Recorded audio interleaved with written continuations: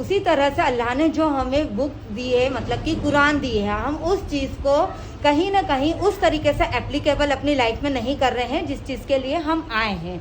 अब हम अभी एक बहुत छोटा सा सेशन रख रहे हैं और बहुत छोटी चुनिंदा बातों पे डिस्कस करेंगे जो हमारी डेली की डे टू डे की लाइफ होती है। जैसे सबसे इम्पोर्टेंट चीज़ है नमाज। नमाज अल्लाह ने हम सब पर फ़र्ज की है और कहीं ना कहीं हम चूक जाते हैं, मतलब जानबूझ के नहीं, पर कई बार अनजाने में भी हो जाता है। हम कई बार लेट हो जाते हैं, वक्त निकल जाता है, कहीं हमें जल्दी में जाना होता है, हम छोड़ देते हैं, या ऐसी जगह पे होते हैं हम शादी में, बाजार में, या किसी ऐसी जगह पे जहाँ हमें पढ़ना बेहतर नहीं लगता और हम उस नमाज से चूक जाते हैं। तो क्या वो हम काम जो कर रहे हैं हमारी अक्ल से हम सोचें वो सही काम है क्या?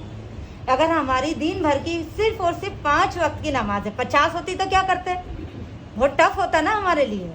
लेकिन अगर सिर्फ 5 वक्त की दे रखी है, वो भी इतनी आसानी से अल्लाह ने दे रखी कि हम उसको बहुत ज़्यादा मशरूफ़ हो तो क्लब करके भी पढ़ सकते हैं, जल्दी में हो तो हम उसको सिर्फ फ़र्ज भी पढ़ सकते हैं, लेकिन उसके बावजूद भी हम उसको छोड़ देते हैं। तो हम सबसे पहले अपनी लाइफ में सबसे इम्पोर्टेंट चीज़ क्या है? नमाज। उसके बिल्कुल कैसे बने? पाबंद बने। नमाज फ़र्ज होने के बाद कुछ और छोटी छोटी चीज़ें ऐसी हैं जो कि हम पर फ़र्ज की गई हैं, जो कि पहले तो हमको सबको मालूम है कि ईमान, नमाज, ज़कात, हज और रोज़ा, ये सब हम पर फ़र्ज किया गया है। इसके अलावा भी कई चीज़ें हैं जो हमारी डेली की लाइफ में हम जाने अनजाने में गलतियां करके कहीं ना कहीं गुनाहगार हो जाते हैं। जैसे कि सच बोलना। हम सबको मालूम है, हम बच्चे को भी बोलते हैं सच बोलो, लेकिन कहीं ना कहीं अगर उसी चीज़ में हम मात खा रहे हैं, छोटी बड़ी चीज़ों में भी हमें मालूम है कि इससे बहुत बड़ा नुकसान नहीं होता है, लेकिन फिर भी हम कई बार ऐसा झूठ बोल देते हैं जो कि बहुत ज़्यादा ज़रूरी नहीं था, तो वो हम गुनाहगार नहीं हुए क्या? हमने सिर्फ इतनी चीज़ें देखनी है कि जो छोटी छोटी चीज़ें, हम नमाज और बड़ी चीज़ों की बात नहीं कर रहे हैं अरकान की, कि हम ये नहीं कर रहे हैं, लेकिन हम क्या अपनी डेली लाइफ की छोटी छोटी चीज़ों को भी मिस नहीं कर रहे हैं। गीबत से बचने का कहा गया है। गीबत एक इतना बड़ा गुनाह है कि उसमें कुरान शरीफ में गीबत करना मतलब अपने मरे हुए भाई का गोश्त खाना बताया गया है। सबको पता है ये बात, हम सब जानते हैं। तो कौन इंसान होगा जो अपने मरे हुए भाई का गोश्त खाना पसंद करेगा? लेकिन उसके बाद भी अल्लाह तौबा करे, कहीं ना कहीं अगर हमसे गलती हो रही हो तो हम इस चीज़ की भी इस्लाह करें, अपने अंदर से उन चीज़ों को दूर करें। सबसे इम्पोर्टेंट चीज़ हमें कही गई है, पाकी साफ़ी आधा ईमान। मतलब कि मुसलमान की सबसे बड़ी पहचान पाकी साफ़ी। हम ये नहीं कह रहे बहुत अच्छे कीमती लिबास पहनना और अच्छी अच्छी रोज़ नई ड्रेस पहनने को अच्छी बात कही गई। हमें कहा गया है कि पाकी साफ़ी, कपड़े की और बदन की सफाई हमारा ईमान बताया गया। तो आप नबी सल्लल्लाहु अलैहि वसल्लम भी ज़्यादा से ज़्यादा साफ पाक रहने वाले इंसानों को पसंद करते थे। आप खुद ही हो, हम आप हो, अगर हमारे पास कोई ऐसा इंसान या कोई ऐसी औरत हो जो बहुत बदबू मार रही है, थोड़ी देर तो बैठेंगे, लेकिन हम थोड़ा सा क्या करेंगे, 1 मिनट को किनारे हो जाएंगे, राइट? हम खुद जब ये चीज़ नहीं कर सकते तो हम ये कैसे सोच सकते हैं?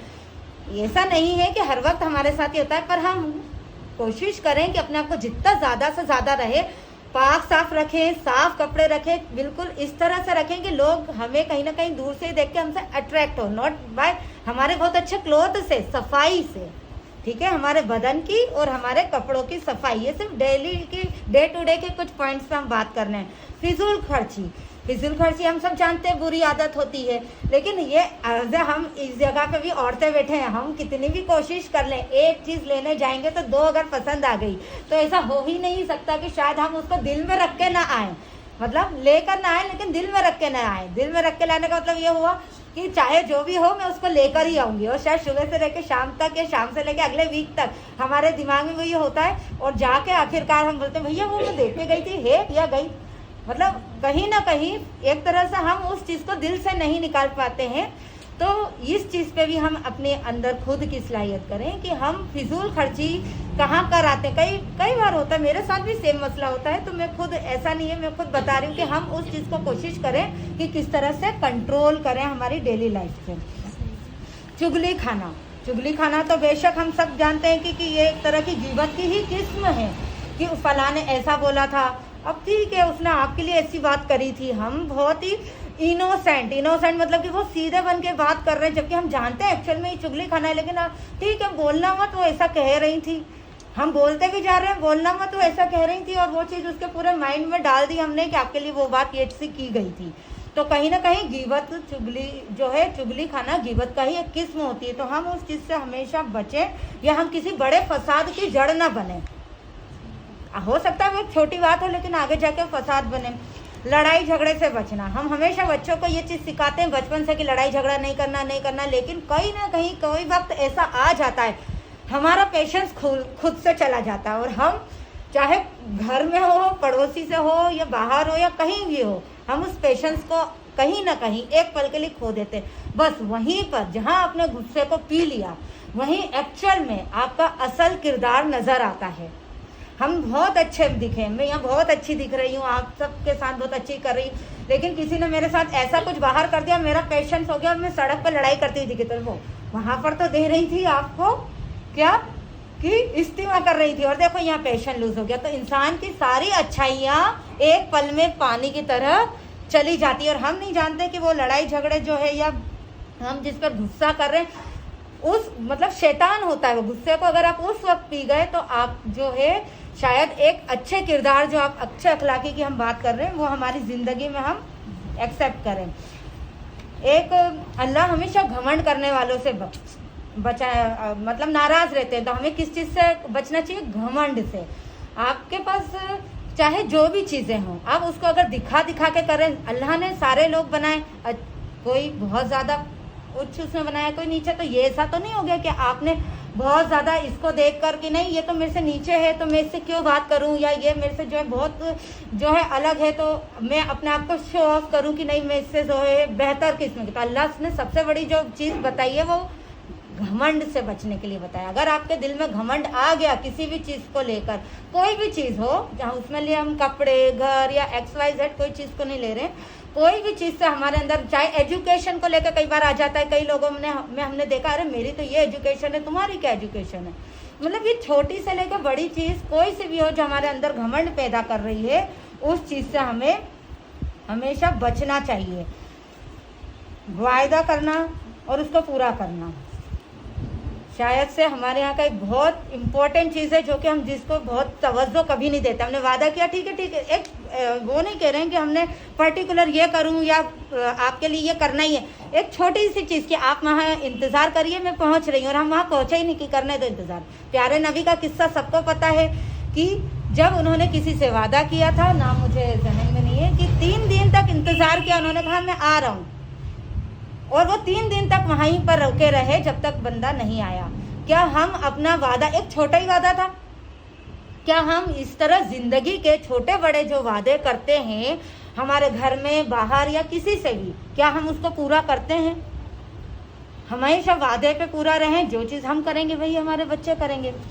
इम्पोर्टेंट चीज़ बदगुमानी से बचे, जो आज के वक्त में सबसे ज़्यादा देखने में आ रही है। अगर एग्जाम्पल के तौर पे किसी ने पूछा फला की लड़की कैसी है, हम रिश्ते के लिए बात करना चाह रहे हैं। बदगुमानी का मतलब क्या है? हम बिना सोचे समझे जाने और उस इंसान को परखे बिना उस पर राय कायम कर रहे हैं। नहीं वो लड़की कहाँ उसके लिए जा रहे हो, आपने देखे, आप मिले, आपने कैसे उसके बारे में राय कायम कर दी। या कोई और भी इंसान हो, हम या लड़की या एक रिश्ते की बात नहीं कर रहे। यहाँ पे जो बदगुमानी का बात की गई है कि किसी के बारे में भी राय कायम कर लेना, जब तक कि हम उसके बारे में 100% श्योर नहीं हो, कभी किसी के बारे में सलाह मत दो। कई बार हम आस पड़ोसी, परिवार वाले, रिश्तेदार या कोई भी ऐसे शख्स के बारे में फिजूल की राय दे देते हैं जिसमें हमें 100% श्योर नहीं है। हो सकता है आपने दूर से देख के उस शख्स के लिए ऐसा लगा हो कि ये अच्छा नहीं है, लेकिन आप जब मिले फिर आपको उसके लिए कितनी शर्मिंदगी होगी कि मेरी फर्स्ट राय ये थी। ठीक है, तो जब तक हम उस बारे में, उस शख्स के बारे में पूरी तरह से कंफर्म ना हो, कभी भी हम किसी, और ये भी हो सकता है कि सामने वाले को आपकी गलत राय से भी नुकसान हो गया हो। तो बदगुमानी में बहुत ज़्यादा, मतलब गिबत और इन सबसे हाई लेवल पे वाला गुनाह समझती हूँ कि किसी के भी शख्स के बारे में, क्योंकि ये मसला आजकल सबसे ज़्यादा हो रहा है। हम किसी के भी बारे में, कोई ने भी कुछ भी कहा, कुछ भी बोला, बस वो तो ऐसा इंसान है, वैसा इंसान है। कैसे राय कायम कर सकते हो? आप मिलो तो उससे, दूर से देख के आप कैसे पता लगाओगे कि उसमें कितनी सच्चाई है। बाकी ये है कि इस तरह के चीज़ें मैं आपको बहुत सलाह दे सकती हूँ। अल्लाह मुझे भी नेक तौफीक अता फरमाई। जो छोटी छोटी बातें हमने डे टू डे की लाइफ में जो एप्लीकेबल करने की बात की है, कि हम सब इन चीज़ों पर बोलने, बताने, समझाने से ज़्यादा अमल करने की कोशिश करें, क्योंकि अगर हम अमल करेंगे तो वही चीज़ हमारे बच्चे देखेंगे, वही हमारे घर के दूसरे लोग देखेंगे, और इससे हमारा जो किरदार बन के पेश आएगा वो दुनिया जहाँ में कोई रंग रूप से, कोई कपड़े से, कोई किसी चीज़ से नहीं ऊंचा होता है। सिर्फ आपके अच्छा अखलाक ही आपको ऊंचा बना सकते हैं, आपको इज्जत दिला सकते हैं दुनिया में भी और अल्लाह की नज़र में भी। बाकी सब दुआ दीजिएगा आगे और बेहतर करें। अस्सलाम वालेकुम।